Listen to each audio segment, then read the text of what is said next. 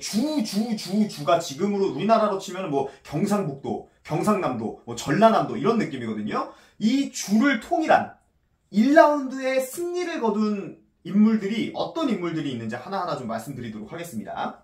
이 위쪽에 공손찬이 있어요. 공손찬. 자, 약간 악필이라도 이해해주세요. 여기 이제 원소가 있습니다. 원소. 그리고 이쪽으로 큰 강이 하나 흘러요. 이렇게. 이런 느낌으로 강이 하나 흐릅니다. 이게 이제 황하라고 해요. 그래서 황하 밑에 있는 지방은 하남 지역, 그리고 위에는 하북 지역이라고 해서 나중에 이제 원소가 공손찬을 상대로 이기고 하북 지역을 통일하게 되는 겁니다. 아마 여러분들 삼국지 게임 많이 하신 분들도 하북이 왜 하북이고 중원이 왜 중원이고 이걸 모르시는 분들도 많으실 것 같아서 이걸 설명드리도록 하겠습니다. 그리고 여기 이제 연주 쪽에 조조가 있겠죠. 조조가 연주를 먹었으니까.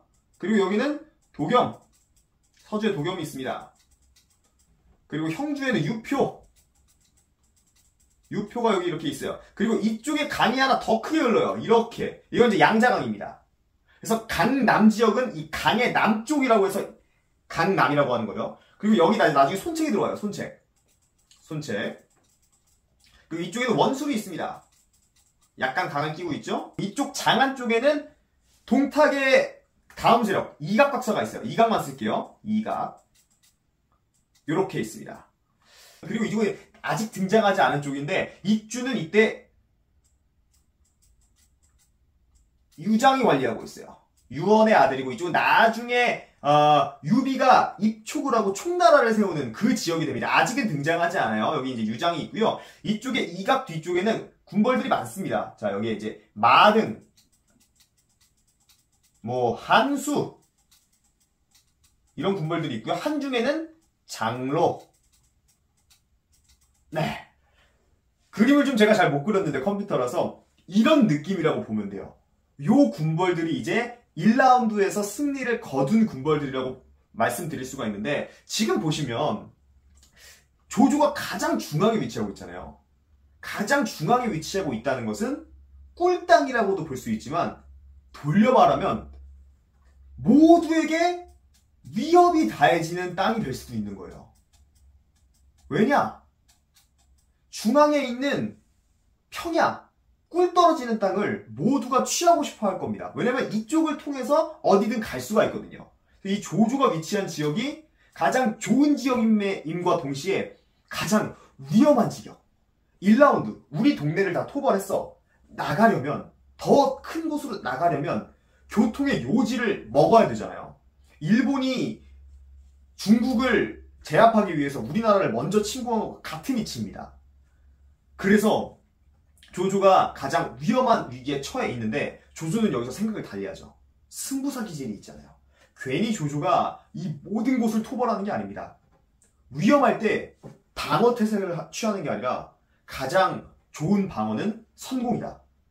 살펴봅니다. 누구를 쳐들어가는 게 가장 좋을까? 원소는 너무 세. 일단 패스. 북쪽으로 가지 못해요. 원소는 너무 강하니까. 그리고 이각을 치고는 싶은데 이각이 위치한 이쪽은 수비하기가 너무 좋아요. 반대로 말하면 우리가 공격을 가기 어려운 곳이야. 패스. 유표가 있는 쪽을 가려면 여기 큰 강이 있잖아요. 조조군은 육상에서의 경험이 많은 장군들과 병사들이 질비합니다. 하지만 수전은 해본 적이 없어요. 그리고 돈도 많이 들어. 시간도 오래 걸려. 강을 건너는 건 현재로선 아니다 라고 해서 이쪽도 패스입니다. 그럼 결국 제일 만만한 게 이쪽이에요. 도겸이 위치한 서주는 공격하기도 나쁘지 않고 도겸이 이들 중에서 강한 세력에 속하지도 않습니다. 그래서 조조가 이쪽을 공격을 하는 거죠. 일단 조조가 서주를 공격해요. 그때 조조의 아버지, 친아버지가 이쯤에 살고 있어요. 근데 살다가 우리 아들이 성공했으니까 우리 아들 있는 데 가서 살아야 되겠다 해서 조조한테 옵니다. 그 과정에서 도겸의 부하들에게 살해를 당해요. 조조의 아버지가. 도겸의 부하들이 황건적 출신들이 당시에 많았거든요. 장계라는 인물한테 조조의 아버지가 살해를 당합니다. 금품을 다 뺏기고. 아버지만 당하는 게 아니라 일족들도 어떻게 보면 도겸의 부하들한테 죽어요. 조조가 개빡친 거예요. 머리가 돌아. 어차피 서주 먹어야 되는데 야, 원래 보통 그 곳을 침략하면은 군인 대 군인끼리 전투를 하지 백성들까지 다 죽이고 약탈하는 경우는 많이는 없습니다. 조금은 있을 수 있지만. 조조가 뚜껑이 열려버린 거예요. 저 도겸이 우리 아버지를 죽였다. 지금도 우리 영화 같은 데 보면은 그냥 사람을 죽이는 거는 손가락질 받을 만하지만 저 사람이 우리 가족을 죽였어. 특히 내 부모를 죽였어. 이러면은 영화에서도 죽일만 하다, 인정. 이렇게 평가를 해주잖아요. 이때 1800년 전인데 어떻겠습니까? 부모님 돌아가시면 3년 살아던 시절이에요. 근데 우리 아버지를 얘 부하가 죽였어. 얘가 죽인 거랑 똑같은 거죠. 조조가 머리가 돌아버려가지고 거기 있는 모든 백성을 다 죽여버립니다. 정말 많이 그때 시체가 10만 구가 이상 쌓였다고 해요. 군인들 포함해서. 그 유명한 서주 대학살이 펼쳐지게 되는 거죠. 그래서 도겸을 완전히 막 제압을 합니다. 도겸이 이제 위험하니까 본인의 근거지를 뺏기게 생겼잖아요. 공손찬한테 도움을 청합니다. 이때 친분이 좀 있었어요.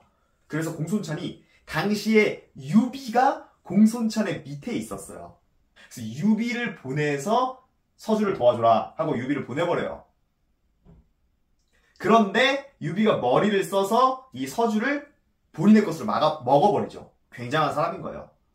그래서 유비랑 도겸이 합세해가지고 조조군을 막고 있는데 다 조조가 먹었거든요. 거의 다 된 밥이었어요. 근데 그때 이쪽 지역, 조조가 가지고 있는 서쪽 지역에서 반란이 일어납니다.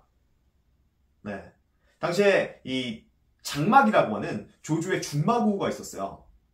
근데 본인만 반란을 일으키는 게 아니라 당시에 쫓겨다니고 있던, 방랑하고 있는 여포를 끌어들여서 강력한 기마 부대를 앞세워서 조조의 이쪽에서 서쪽 진영에서 반란을 일으켜버립니다. 주력군이 다 여기서 싸우고 있는데 여기서 반란이 일어나요. 그래서 조조가 도겸을 치고 있던 군대를 빼서 이 반란을 막으러 갑니다. 아마 삼국지 게임 하시다 보면은 여포 세력하고 조조 세력하고 굉장히 맞닿아 있어서 시작하자마자 계속 전투 벌이는 그런 시나리오가 있을 거예요. 그게 바로 이 스토리인 거예요. 그때 처음에 여포랑 조조랑 힘들게 막 싸우다가 정말 힘들게 싸웁니다. 왜냐면은 장막군도 군대가 좀 있었고 여포가 워낙 이 기병 그리고 날렘병사들 지휘를 잘하기 때문에 꽤나 오랫동안 싸워요. 조조가 여기서 명장면이 나오죠. 본인 휘하에 굉장히 강한 6장수를 여포한테 보냅니다. 뭐 허저도 있었고 하우연도 있었고 뭐 악진도 있었고 여러 6명의 장수를 여포랑 싸우러 보내요. 그래서 한 명씩 싸워 여포가. 여포가 아무리 이 전 중국에서 싸움을 제일 잘한다고 하더라도 조조가 보낸 6명도 그 동네, 이 한 동네에서 싸움 제일 잘하는 사람들이거든요. 6명을 상대로 여포가 지지 않아요. 빵빵. 허저랑 한 20앞 싸우고, 하우연이랑 한 10번 싸우고, 악진이랑 또 한 5번 싸우고, 또 이전이랑 싸우다가 6대1이니까 여포가 힘이 들잖아요. 조조가 그 장면을 보고 적군이지만 반란을 내 땅에서 일으킨 나쁜 놈이지만 감탄을 합니다. 와, 정말 저 여포의 무용은 대단하구나.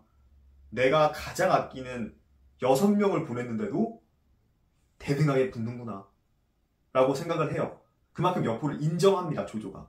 하지만 여포도 로봇이 아니고 사람이기 때문에 결국 그렇게 싸우다가 도망을 갑니다. 결국은 조조가 그 반란을 진압하고 여포는 다시 도망을 갑니다.